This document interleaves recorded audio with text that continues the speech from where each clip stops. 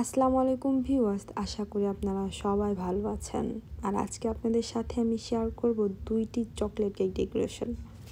এই কেকটিতে আমি কোনো ধরনের ফিনিশিং দেখাইনি, একদম সরাসরি ফিনিশিং দিয়ে আপনাদের সামনে হাজির হয়েছি। আমি এখানে একটা স্টার নজেল নিয়েছি, আর এই স্টার নজেল দিয়ে আমি নিচের বর্ডার তৈরি করব। আর স্টার নজেল দিয়ে বর্ডার তৈরি করলে কেকটা অনেক গর্জিয়াস দেখতে লাগে। এই কেকটি কোনো ধরনের কপি করার ডিজাইন ছিল না, এই কেকটি আমারই ডিজাইন করা ছিল। আমি একটা ওয়ান নেম নজেল দিয়ে উপরে ফুলগুলো করব। আর উপরে দিয়ে দিব এই চকলেট টপারগুলো। আর টপারগুলো আমি তৈরি করেছি ডার্ক চকলেট দিয়ে। ডার্ক চকলেটের টপারগুলো একদম সরাসরি ফ্রিজ থেকে বের করে আমি কাজগুলো করছি। এর জন্য একটু সাদা সাদা ভাব এসেছে টপারগুলোতে। কিছুক্ষণ নর্মাল তাপমাত্রায় থাকতে এই সাদা সাদা ভাবগুলো আর থাকবে না। আর টপারগুলো অনেক ইজিলি বসিয়ে ফেলা যায়। দুই পাশে একটু ক্রিম থাকাতে টপারগুলো নড়ে চড়ে যাওয়ার কোনো চান্স নেই। ফুলগুলোর মাথায় একটু করে ফাঁকা থাকায় আমি ওয়ান নেম নজেল দিয়ে আবার দুইটি করে ফুল দিয়ে নিচ্ছি। আমি অফ ক্যামেরায় লেখাগুলো লিখে নিয়েছি। আর কেকের চারপাশে আমি একটু করে চকলেট গার্নাশ দিয়ে দিব। এর সৌন্দর্য বৃদ্ধি করার জন্যই মূলত আবার চকলেট গার্নাশটা দেওয়ার পরে কেকটা আর একটু দেখতে ভালো লাগছিল। কেকের কাজগুলো যখন নিজ ডিজাইন অনুযায়ী করি তখন মনে হয় যে আর একটু কি করলে জানি কেকটা আরো বেশি সুন্দর হবে। কেকে কমতি যেন শেষই হতে চায় না। আর কেকটা ছিল একদম সিম্পলের মধ্যে গর্জিয়াস।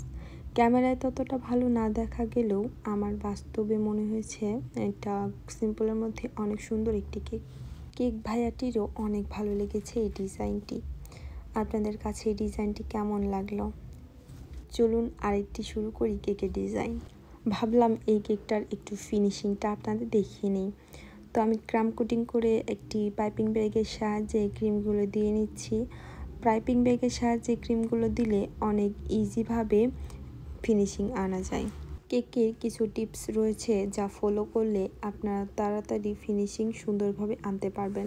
উপরের অংশে আমি একটা নাইফের সাহায্যে একটু ফিনিশিং আনছি এবং ও সাইডের অংশে আমি একটা স্কাপার দিয়ে ফিনিশিং আনবো।